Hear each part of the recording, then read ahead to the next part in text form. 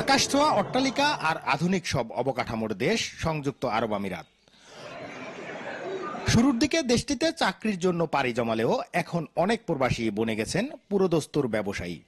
দেশটিতে ব্যবসা বাণিজ্যে বাংলাদেশিদের উত্থান চোখে পড়ার মতো।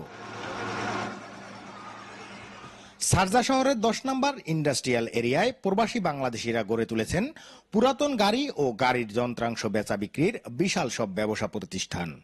বিশ্বের বিভিন্ন প্রান্ত থেকে পুরাতন গাড়ি ক্রয় করে সেগুলো ভেঙে যন্ত্রাংশ বের করে বিক্রি করা হয় মধ্যপ্রাচ্য আর আফ্রিকার বিভিন্ন দেশে।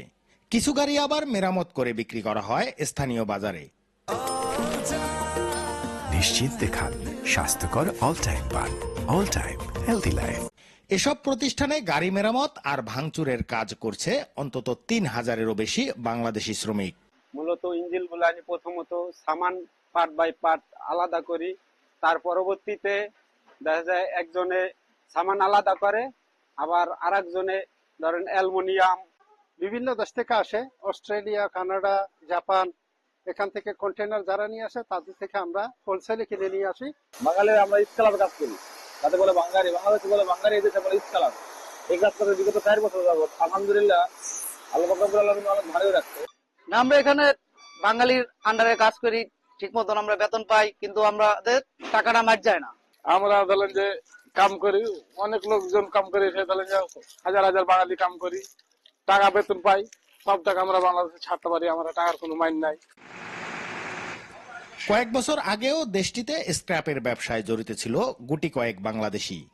অধিক লাভবান হওয়ায় দ্রুতই প্রসার ঘটছে এই ব্যবসার। নতুন করে এই ব্যবসায় বিনিয়োগ করেছেন অনেক প্রবাসী বাংলাদেশি। ভিসা জটিলতায় অনেকেই আবার বাধ্য হচ্ছেন বিদেশি শ্রমিক দিয়ে কাজ করাতে। আরো 50 জনের উপরে আছে যারা আমাদের পাকিস্তান, ইন্ডিয়া এরকম কাজ করতেছে। কিন্তু আমাদের বাংলাদেশ সরকারের কাছে আমাদের অনুরোধ যে এদেশের সরকারের সাথে যদি কথা বলে আমাদের যে ভিসা নীতি আছে, বাঙালিদের যে ভিসা দেওয়া হচ্ছে না, এটা যদি সমাধান করা যায়। বিমানবন্দরে হয়রানি বন্ধ সহ প্রবাসীদের সুবিধার্থে প্রয়োজনীয় ব্যবস্থা নেয়ার দাবি দেশের অর্থনীতিতে গুরুত্বপূর্ণ অবদান রাখা প্রবাসীদের। কিন্তু সরকার আমাদের জন্য কিছু করে না। আমাদের যে ভালো মন্দ যে সমস্যাগুলি আছে এগুলির জন্য সরকার খেয়াল করে। আর আমরা যখন যাই দেশে গেলে এয়ারপোর্টের জন্য আমাদের জন্য একটু সম্মান দেয়। সংযুক্ত আরব আমিরাতের সাথে জনশক্তি রপ্তানি প্রক্রিয়া সহজ করে শ্রমিক পাঠানো গেলে একদিকে যেমন কমে আসবে বিদেশি শ্রমিকদের উপর বাংলাদেশি মালিকদের নির্ভরশীলতা, অন্যদিকে তাদের পাঠানো বৈদেশিক মুদ্রায় সমৃদ্ধ হবে দেশের অর্থনীতি।